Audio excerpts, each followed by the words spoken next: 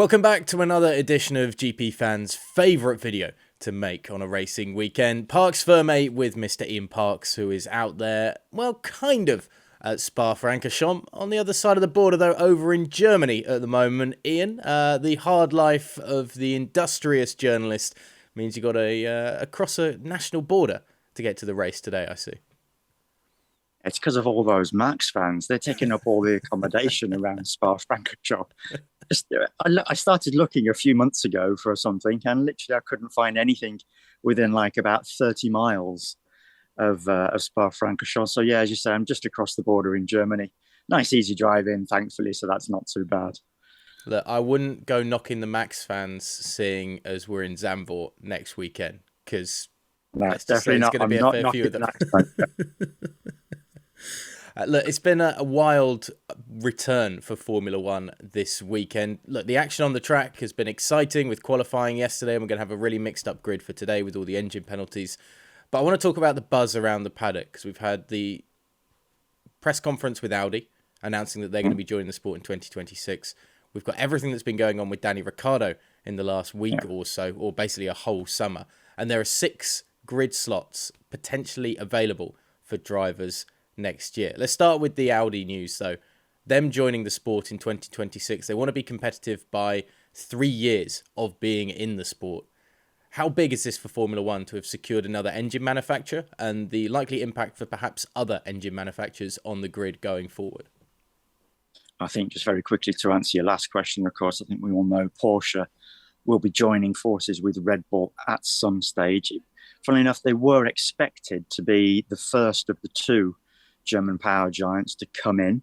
That never materialized, and now obviously Audi, on the back of the FIA confirming the new power unit regulations within the last few weeks from 2026 onwards, that has now helped facilitate Audi's entry into the sport from that year onwards. We know it was Formula One's worst kept secret at the end of the day. We knew that both these powerhouses had been looking at getting into Formula One.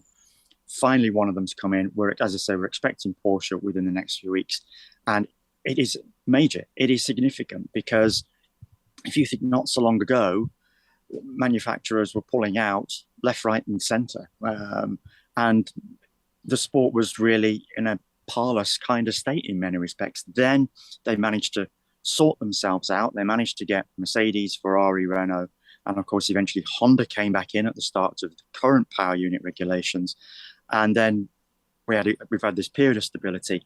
Now, of course, the way the world has been going, electrification with road cars, the other power unit manufacturers weren't interested. They could see how expensive as well it was to produce these current power units. And that was another major obstacle.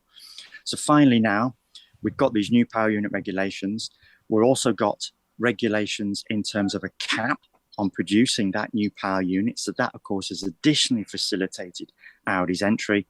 And of course, we're expecting them to join forces with a current team believed to be Sauber. So believed to be, it's almost 100% going to be Sauber. Only the other day, Alfa Romeo said it was pulling out of its partnership arrangement with Sauber. That will be at the end of 2023. So we're expecting Audi to do some sort of promotion from 24 onwards before coming on board in 26 as their full power unit manufacturer. It's a really exciting time for Formula One, obviously with the engine changes, as you say, being ratified a week ago, and then seeing who else is going to step into the fray. As you said, we've had Audi and Porsche on the radar for a long period of time. Are other manufacturers worried about, big German giants getting involved in the sport of Formula One, and the fact that they have set down this marker of 3 years we're going to be competitive? 3 years. Look what happened to Honda. It took them quite some time. It's not an easy gig to produce a power unit. As I say, Honda they came in, high hopes, believed they could do it straight away. McLaren took them on board, believed that their partnership of previous years would hit the ground running, and it never materialized. We've lost one of the components, of course. So that does make things a little bit easy from 26 onwards. Less to produce. Yes, it's still a very complicated piece of machinery, probably one of the most complicated pieces of machinery in automotive history. and motor racing history, of course. So it's not easy. And for them to be saying 3 years competitive, but what does competitive mean? Does that mean running in the top 10? Does that mean they're pushing for higher up grid slots? Are they looking for race wins? They didn't really specifically say. So competitive, yeah, that means they're not running at the back of the grid, basically, like Honda did, as we know, when they struggled with McLaren. So being competitive and being a winning machine, those are two entirely different things. So 3 years competitive, that's probably fair enough and probably realistic, given the resources at Honda's disposal. Sorry, Audi's disposal. I do apologise. I'm on the brain there. Going to have too many manufacturers on the grid at some point, especially with Honda now announcing they're still going to stay in Formula One for the time being until 2026. Don't worry, we all get that at points. Let's talk about the driver merry-go-round then. We've had silly season kind of kick off and begin. Danny Ricciardo, it's been a tough weekend already on track for him as well. Not able to make it out of Q2 thanks to Alex Albon's stellar lap yesterday. And he's the centre of attention, really, where he's going. What is he going to do? Will he be in Formula One? It seems the Australian wants to be that way. What's his demeanour like around the paddock this weekend? I asked him the question after qualifying yesterday during the McLaren media session, pretty much that. Do you feel kind of a weight has been lifted off your shoulders? And his specific words were, a smile is back on my face and I have this sense of freedom again. So that gives you some idea as to where he's at the moment, because he's been carrying this enormous burden. You know, the benchmark is your teammate. And as we've seen, he's been struggling against Lando throughout the entire year and a half that he's been with McLaren. And he's been outplayed by him virtually every single Grand Prix across that period. So it was unsurprising that Daniel has been having these discussions, as has been mentioned over the past few days, with Zak Brown, with Andreas Seidl, ongoing for a few months. We know after the Spanish Grand Prix that Zak Brown effectively put a bit of pressure on Daniel by saying that the partnership hadn't worked as they'd expected. I think that was a bit of a public slap in the face for Daniel, but also one that might have helped him raise his game a little. I think Zak was hoping at the time, and it just hasn't happened, unfortunately. But at least now Daniel, as I say, has this sense of freedom about his driving and also about his future. He can now decide what he wants to do, where he wants to go. And we know that he's had a lot of phone calls, or his management have had a lot of phone calls asking about his situation. He's been linked with Alpine, and primarily he's been linked with Haas as well. As you say, it's going to be a fascinating driver merry-go-round. We've got 6 seats left on the grid. Pierre Gasly, who has a contract with AlphaTauri for next year, has been linked with Alpine as well. The big one, of course, is Oscar Piastri. What's happening with Oscar? Because he's proven to be a major part of this news story over the past few days and past few weeks, ever since Fernando announced at the start of August that he was going to Aston Martin. Alpine, following afternoon, said, Oscar's driving for us next year. Within an hour, Oscar had issued this famous tweet saying, no, I've not. No, I'm not. You've done that without my authority. And now we've had this whole ongoing saga that's now going to lead to a meeting of the Contract Recognitions Board on Monday, post-race Belgium Grand Prix, which will determine the contract situation for Oscar Piastri. Does he have a deal in place with Alpine, or does he have a deal in place with McLaren? Because that is where everybody is expecting him to go eventually. Because obviously he'd signed this contract with McLaren because he didn't want to go to Alpine. Fascinating story that's been taking place across these past few days.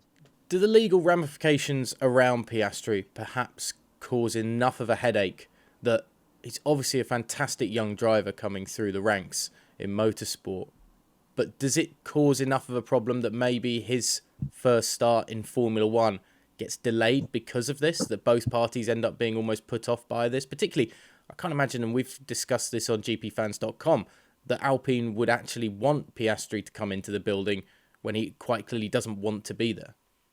It's a very unusual scenario. Now, Otmar Zafnar, the Alpine team principal, was in the team principal's press conference on Friday morning, and he was pretty much asked that question: why would you want to continue with a driver that clearly and has stated categorically, I am not driving for you next year?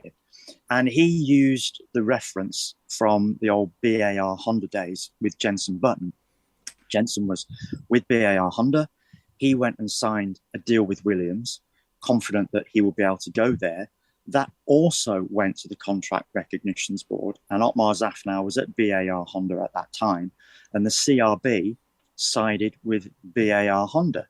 Jenson ended up staying there, forming a very good relationship with the team. He got his first win with the team, and although Honda pulled out at the end of 2008, the Brawn GP outfit of 2009 was pretty much unchanged from 08, and Jenson went and won a world title. Otmar has said that there's no difference in terms of the working relationship with Oscar. He's been there at the factory this weekend, working on the simulator, helping with setup and that kind of thing. So as far as he's concerned, they still have this relationship with Oscar that he feels will be strong enough and robust enough to carry them forward into next season, should they choose to still decide to have him as their driver. And that is another point as well. They have this contract with him, but will he still be their driver? Because it has been suggested that one of the reasons why Oscar has signed with McLaren is that because Alpine was looking to loan him out to Williams from next season. Now, he didn't apparently really want to do that. He wanted this Alpine seat, but that wasn't forthcoming. They thought, no, build like George Russell at Mercedes, build up your experience, come to us when you've got that experience and you are a fully fledged F1 driver. That's why he's gone and signed his contract with McLaren, because he didn't really want to go down that route. From what I've been told, a source very close to Oscar has said that naturally he's not had his say, apart from that tweet that came out on the Monday post-Hungarian Grand Prix after Alonso's move was announced. He's got a lot to say on this subject.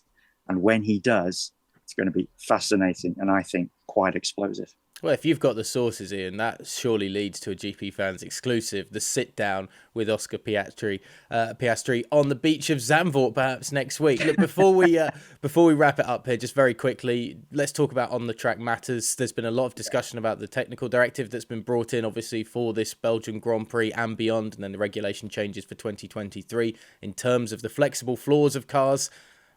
Hasn't deterred Red Bull, it seems, and definitely not Max Verstappen. I mean, Mercedes can perhaps try, if people want to look at it that way. The FIA has tried to implement perhaps a fairer way of judging the bouncing on these cars and brought in these technical regulations for safety reasons only. Red Bull still top of the pile this season. It seems that it doesn't matter what you do to that Red Bull, it just performs. It is literally this season the car for all tracks. You look at a team like McLaren, it performs well one weekend with its car, doesn't the next. We've seen Ferrari has had its issues at certain circuits.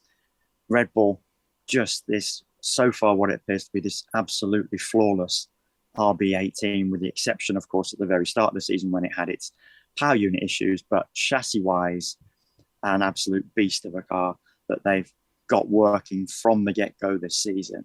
And as I say, doesn't seem to matter what you do to it, regardless of the technical directive that's come out this weekend.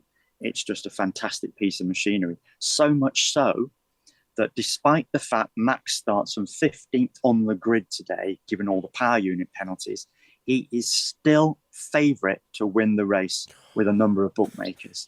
From 15th on the grid. Carlos Sainz, the man on pole, is only second favourite with a lot of the bookmakers.